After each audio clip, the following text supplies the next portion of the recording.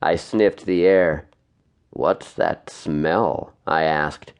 Dorian wrinkled his nose.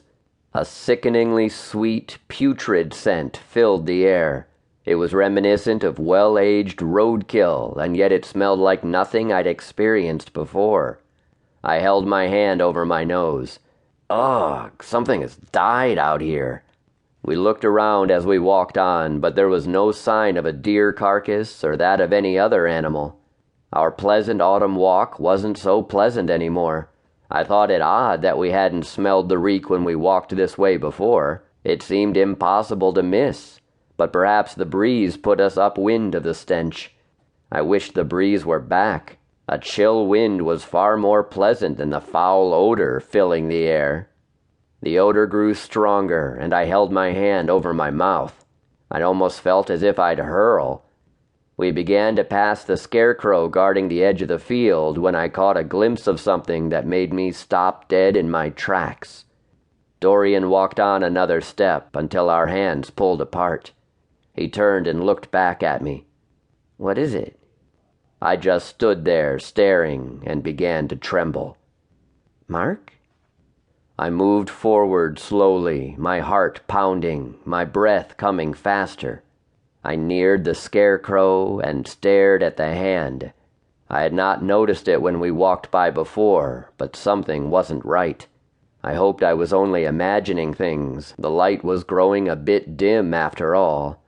The hand, it wasn't a glove like on most scarecrows, if they had hands at all.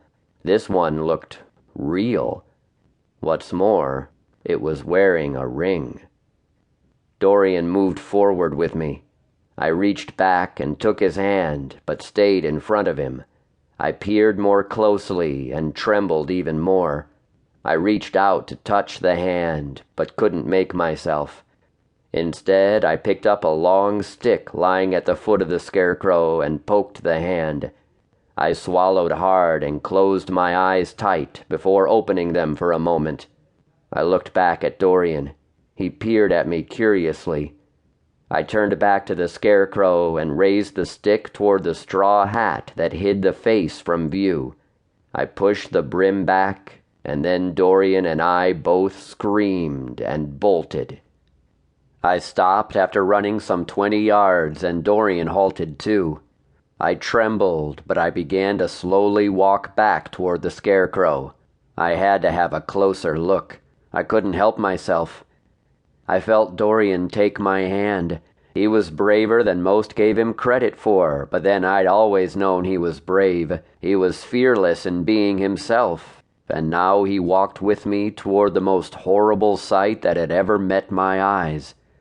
I glanced at Dorian once as we walked the last few feet. His eyes were wide with fear. I swallowed hard and peered closely at the face. It was purplish and bloated, but there was no doubt.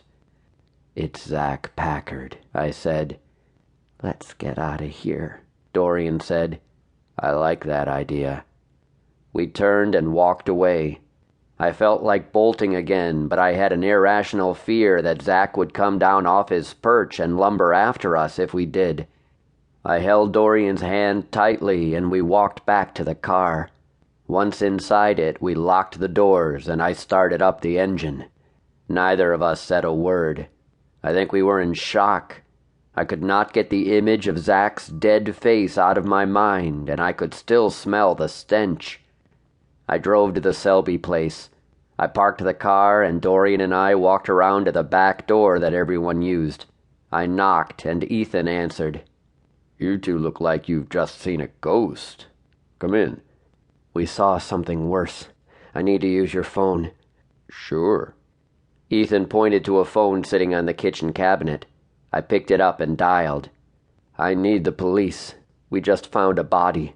It's Zach Packard," I said. I looked up and Ethan's eyes met mine.